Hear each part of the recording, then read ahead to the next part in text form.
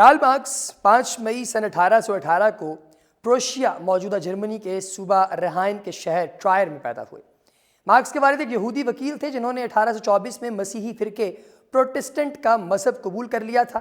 وہ پورا گھرانہ خوشحال اور مہذب تھا لیکن انقلابی نہیں تھا۔ ٹرائر میں جمنیزیم کی تعلیم سے فارغ ہونے کے بعد مارکس نے یونیورسٹی میں داخلہ لے لیا۔ پہلے بون اور پھر برلن یونیورسٹی میں قانون کی تعلیم حاصل کی اور خاص طور سے تاریخ اور فلسفے کا مطالعہ کیا۔ سن 1841 میں اس نے یونیورسٹی کی تعلیم مکمل کی اور ایپیکیورس کے فلسفے پر اپنا تحقیقی مقالہ ڈاکٹری کی سند حاصل کرنے کے لیے پیش کر دیا۔ خیالات کے لحاظ سے کارل مارکس اس وقت تک ہیگل کے عینی خیال پرستانہ نظریے سے متاثر تھا۔ برلن میں بھی اس کا تعلق بائیں بازو کے ہیگلیوں مثلا برونو باور وغیرہ کے حلقے سے تھا۔ ان لوگوں کی کوشش یہ رہتی تھی کہ ہیگل کے فلسفے سے لامذہبیت کے خیالات اور انقلابی نتائج جو ہیں وہ اخذ کیے جائیں۔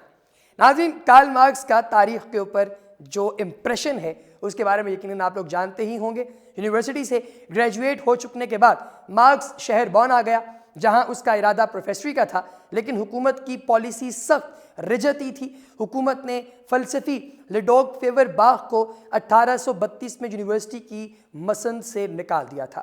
1836 میں اسے یونیورسٹی واپس آنے کی اجازت دینے سے انکار کر دیا تھا اور 1841 میں نوجوان پروفیسر برونو باور کے بون میں جو ہے وہ یونیورسٹی میں لیکچر دینے پر پابندی لگ گئی تھی۔ یہ سب دیکھ کر مارکس نے ایک استاد کی زندگی بسر کرنے کا ارادہ ترک کر دیا۔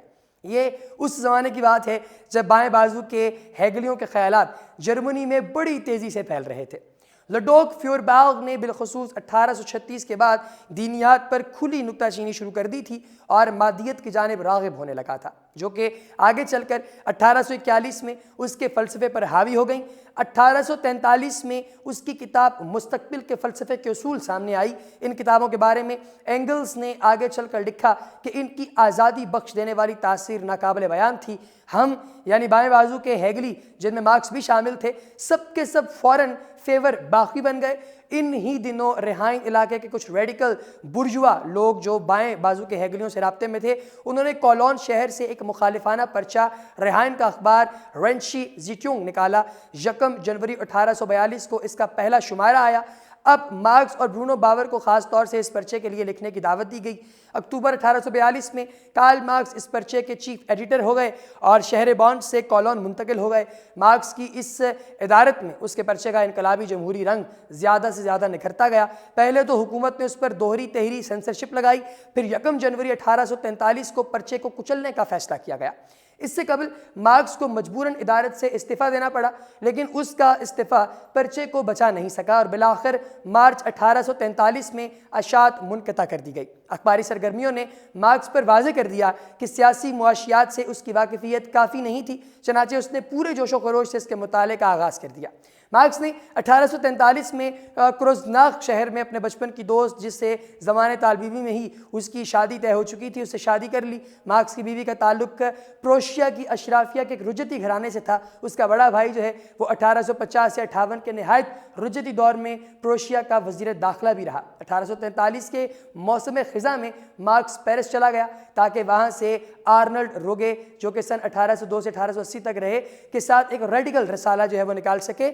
روگے بھی اس وقت بائیں بازو کا ہیگلی تھا۔ اس رسالے کا صرف ایک ہی شمارہ نکل پایا اور جرمنی میں چوری چھپے اسے تقسیم کرنے کی مشکلات اور روگے سے اختلافات کی وجہ سے اشاعت منقطع ہو گئی۔ تاہم اس رسالے میں مارکس کے مضامین واضح کرتے ہیں کہ وہ ایک انقلابی بن چکا تھا جو ہر موجود چیز پر بے رحم تنقید، بالخصوص ہتھیاروں کے ذریعے تنقید کی وکالت کرتا تھا اور عوام اور پرولتاریہ سے استدعا کرتا تھا۔ مارکس اور اینگلز اپنے اہلِ کے ساتھ کیسے رہے یہ بھی آپ کو میں بتاتا ہوں کہ ستمبر 1844 جو ہے 44 میں مارکس کے ساتھ فریڈرک اینگلز جو ہیں وہ کچھ دنوں کے لیے پیرس آئے اور اس کے بعد سے مارکس کا قریب ترین جو ہے وہ دوست بن گیا۔ دونوں اس وقت پیرس میں انقلابی گروپوں کی جوش کھاتی زندگی کے سرگرم حصے بن گئے۔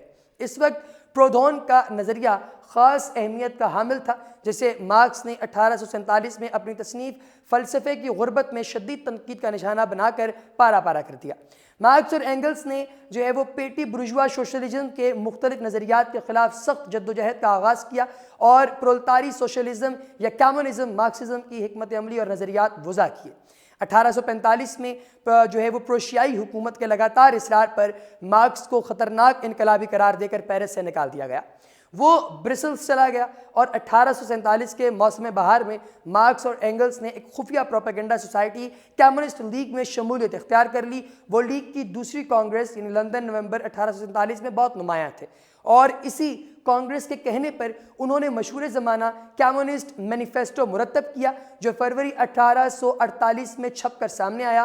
نہایت وضاحت اور کمال ذہانت سے اس تصنیف نے دنیا کا ایک نیا تصور پیش کر دیا، جو مادیت، جدلیات، طبقاتی جدوجہد کے نظریے اور ایک نئے کمیونسٹ سماج کے خالق کے طور پر پرولتاریہ کے تاریخی انقلابی کردار سے مطابقت رکھتا تھا۔ جب فروری 1848 کا انقلاب شروع ہوا تو مارکس کو بیلجیم سے بھی نکال دیا گیا۔ وہ پیرس واپس آ گیا، جہاں سے مارچ کے انقلاب کے بعد وہ کولون جرمنی چلا گیا۔ کولون میں 1 جون 1848 سے 19 مئی 1849 تک ریہائن کا نیا اخبار نیو رینچی زیٹونگ شائع ہوا، جس کا چیف ایڈیٹر مارکس تھا۔ 1848 سے 49 کے انقلابی واقعات نے بڑے شاندار طریقے سے نئے نظریے کی تصدیق کی، بالکل جیسے بعد ازاں دنیا بھر کی پرولتاری اور جمہوری تحریکوں نے کی ہے۔ فتح یاب ہونے والے رد انقلاب نے پہلے تو مارکس کے خلاف عدالتی کارروائی شروع کر دی، اور 9 فروری 1849 کو مارکس اس مقدمے سے بری ہو گیا، اور پھر 16 مئی 1848 کو اسے جرمنی سے نکال دیا گیا۔ مارکس پیرس گیا، لیکن 13 جون 1849 کے مظاہرے کے بعد دوبارہ پھر نکال دیا گیا۔ یہاں سے وہ لندن چلا گیا، جہاں وہ وفات تک موجود رہا۔